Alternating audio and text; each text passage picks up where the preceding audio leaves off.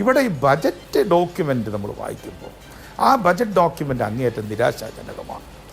ഇവിടെ വിഴിഞ്ഞം പോർട്ടടക്കമുള്ള എല്ലാ കാര്യങ്ങളുടെയും അടിസ്ഥാന ശില അല്ലെങ്കിൽ അടിസ്ഥാനമായിട്ടുള്ള ഒരു ഇൻസ്ട്രുമെൻ്റ് നമ്മുടെ പ്ലാനാണ്. എവിടെയാണ് പ്ലാൻ നിൽക്കുന്നത്?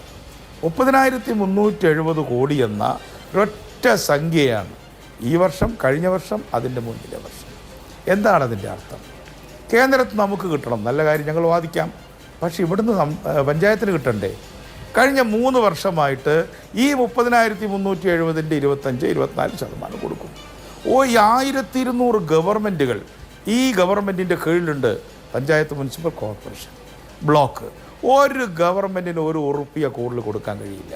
കാരണം ഇതാണ് formula. SC ST 9.8, SCPT TSP 2.8, ഏതാണ്ട് 10.3 എന്ന് വിചാരിക്കാം. 1 രൂപ വർദ്ധിപ്പിച്ചിട്ടില്ല. എന്താണ് പ്ലാൻ വർദ്ധിപ്പിക്കാത്തത്?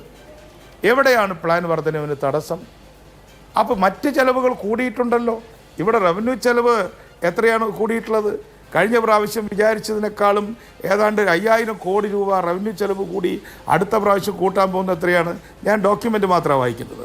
ഇത്തവണത്തെ പുതുക്കിയ എസ്റ്റിമേറ്റിൽ 1,51,422 കോടി രൂപയാണ് റവന്യൂ ചെലവ്.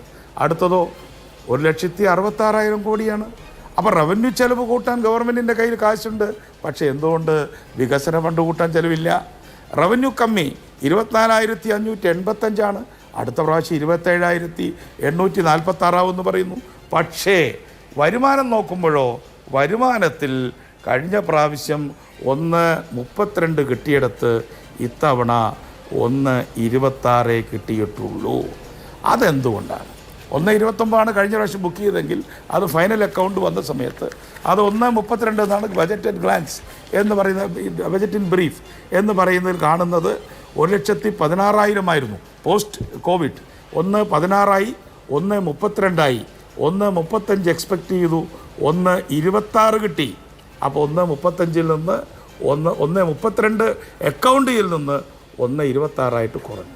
അപ്പോൾ സ്റ്റേറ്റ്സ് ഓൺ റവന്യൂ കുറച്ച് കൂടിയിട്ടുണ്ട്. പക്ഷേ സെൻട്രൽ ട്രാൻസ്ഫറിൽ കുറവുണ്ടായിട്ടുണ്ട്. മെയിൻ ട്രാൻസ്ഫർ കുറവെന്താണ്? മെയിൻ ട്രാൻസ്ഫർ കുറവ് അതും ഞാൻ വായിക്കാം. മെയിൻ ട്രാൻസ്ഫർ കുറവെന്ന് പറയുന്നത് devolution of revenue deficit grant. അത് കുറയുന്ന എല്ലാവർക്കും അറിയാം. വലിയൊരു ലോട്ടറി എല്ലാ ദിവസവും കിട്ടില്ല. വലിയൊരു ലോട്ടറി എത്രയാണ് കിട്ടിയത്? 21-22 കാലത്ത് 19,891 കോടി രൂപയാണ് പെർ ഇയർ കിട്ടിയത്. 13,174 4,749 ഈ വർഷം 0. ഇത് കൃത്യമായി റവന്യൂ ഡെഫിസിറ്റ് ഗ്രാൻറ്റ്, റവന്യൂവിൻ്റെ കുറവിലുണ്ടായത് നമുക്കുള്ള ഗ്രാൻറ്റ്, ഒരു പ്രത്യേക ഗ്രാൻറ്റ് തന്നതാണ്. എന്നാൽ നമുക്ക് 1.9 കുറഞ്ഞിട്ടുണ്ട്, 2.4 ഇത്തരം കാര്യങ്ങളിലൊന്നും എനിക്ക് അഭിപ്രായ വ്യത്യാസമില്ല. പക്ഷേ സ്റ്റേറ്റ്സ് ഓൺ ടാക്സുകൾ, സ്റ്റേറ്റ്സ് ഓൺ റവന്യൂ കൂട്ടുമ്പോൾ അനിൽകുമാറോട് പറഞ്ഞല്ലോ എൻ്റെ സ്നേഹിതൻ, എല്ലാം കേരളം നമ്പർ 1. നമുക്കത് കേരളത്തിൻ്റെ എക്കണോമിക് റിവ്യൂ ഫസ്റ്റ് സെൻറ്റൻസ് എന്താ? Kerala is A leading state in India with high GSTP and high per capita GSTP. എന്താ അതിൻ്റെ അർത്ഥം? High rate of growth in taxes എന്നല്ലേ? അപ്പോൾ ഹൈ GSTP പെർ ക്യാപിറ്റ വന്നാൽ ഹൈ ടാക്സസ് വരണം. ഇതാണ് പ്രതിപക്ഷത്തിൻ്റെ, ഞങ്ങളുടെ ധവളപത്രത്തിൻ്റെ വിമർശനം. നിങ്ങൾ ഹൈ GSTP പെർ ക്യാപിറ്റ ഉണ്ടെങ്കിൽ ഹൈ പെർ ക്യാപിറ്റ കൺസംഷൻ ഉണ്ട്. ആ കൺസംഷൻ ഉണ്ടെങ്കിൽ ടാക്സ് വരണം. അങ്ങനെ വരുമ്പോൾ 1,00,000 കോടി രൂപയെങ്കിലും സ്റ്റേറ്റ്സ് ഓൺ റവന്യൂ ആയി വരേണ്ടിടത്താണ് 70,000 വന്നിട്ടുള്ളത്. അപ്പോൾ 23,000-ൻ്റെ കുറവ് അവിടെയാണ് വന്നത്. അത് വളരെ ക്ലിയറാണ്. ഞാൻ പെട്ടെന്ന് നിർത്താം. ഇവിടെ പോലീസുണ്ട്, മോട്ടോർ വെഹിക്കിൾസ് ഉണ്ട്, നികുതി ഡിപ്പാർട്ട്മെൻ്റ് ഉണ്ട്. ഏറ്റവും ദുർബലമായ ഡിപ്പാർട്ട്മെൻറ്റ് നികുതി ഡിപ്പാർട്ട്മെൻറ്റാണ്. ധനകാര്യമന്ത്രി ഇതെല്ലാം പ്രസംഗിക്കുക, അദ്ദേഹത്തിൻ്റെ ഡിപ്പാർട്ട്മെൻറ്റ് വളരെ വീക്കാണ്.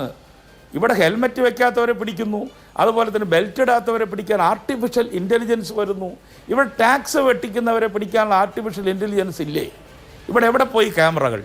അപ്പോൾ ഒരു ഡിജിറ്റൽ ചെക്ക് പോസ്റ്റുകൾ കേരളത്തിൻ്റെ നാനാഭാഗത്തും കൊണ്ടുവന്ന് ഇവിടേക്ക് വരുന്ന മുഴുവൻ ട്രക്കുകളെയും പരിശോധിച്ച്, നമുക്ക് ആർക്കും ബുദ്ധിമുട്ടുള്ള കാര്യമല്ലോ, ആ ട്രക്കുകളോട് അതാത് സ്ഥലത്ത് മാറ്റിയിടാൻ പറഞ്ഞ് അവരുടെ ഇൻവോയ്സ് നോക്കിയിരുന്നെങ്കിൽ 1,00,000 കോടി വരുമായിരുന്നു. അങ്ങനെയാണ് നമുക്ക് റവന്യൂ കൂട്ടേണ്ടത്. അപ്പോൾ 5 വർഷക്കാലം റവന്യൂ ഡെഫിസിറ്റ് ഗ്രാൻറ്റ് കിട്ടിയ ആ ഗ്രാൻറ്റ് സന്തോഷമായിട്ട് നമ്മൾ ചെലവഴിക്കുമ്പോൾ റവന്യൂ വർധനവ് എന്ന പെർ ക്യാപിറ്റ GSTP വർദ്ധിച്ച ഒരു സ്റ്റേറ്റിൻ്റെ ഉത്തരവാദിത്വം നടത്തിയില്ല. ഇതാണ് വിമർശനം. അതിൻ്റെ ഫലമായിട്ടോ പ്ലാനും വികസിക്കുന്നില്ല. റവന്യൂ ഇൻകവും വർദ്ധിക്കുന്നില്ല. അതുകൊണ്ട് ഈ ഗവൺമെൻറ് ഫെയിൽ ചെയ്തിരിക്കുകയാണ്. പട്ടികജാതിക്കാരെ സംരക്ഷിക്കുന്നതിൽ, പട്ടികവർഗക്കാരെ സംരക്ഷിക്കുന്നതിൽ എല്ലാം ഫെയിൽ ചെയ്തിരിക്കുകയാണ്. ഇനി എഡ്യൂക്കേഷനിലേക്ക് വരാം. എഡ്യൂക്കേഷനിലേക്കും ഞാനെപ്പോഴും പറയുന്നത്, ഒരാൾ വൈകി വന്ന ഒരു വിവേകം കാണിച്ച് അയാളെ കളിയാക്കേണ്ട കാര്യമൊന്നുമില്ല. ഇപ്പോൾ നമ്മളെല്ലാവരും വലിയ പുണ്യവാളന്മാരൊന്നും അല്ലല്ലോ. അവരിപ്പോഴെങ്കിലും അംഗീകരിച്ചാലോ. പണ്ട് TP ശ്രീനിവാസനെ അടിച്ചു, കൂത്തുപറമ്പിൽ സമരം ചെയ്ത്, എന്താ കോപ്പറേറ്റീവ് സൊസൈറ്റി ഒരു മെഡിക്കൽ കോളേജ് തുടങ്ങാൻ പോകുമ്പോൾ കരുണാകരനും MVR-ഉം കൂടി അത് സ്വകാര്യ സ്വത്താക്കുമെന്ന് പറഞ്ഞിട്ടുള്ള പേരിലാണ് 5 പാവപ്പെട്ട ചെറുപ്പക്കാർ മരിച്ചു. പുഷ്പൻ ഇപ്പോഴും മരണാസനായിട്ട് കിടക്കുകയാണ്. പക്ഷേ അതൊക്കെ നമുക്ക് മറക്കാം. പോസിറ്റീവ് ഡിമെൻഷ്യ എന്നാണ് ചൈനക്കാർ വിളിക്കുന്നത്.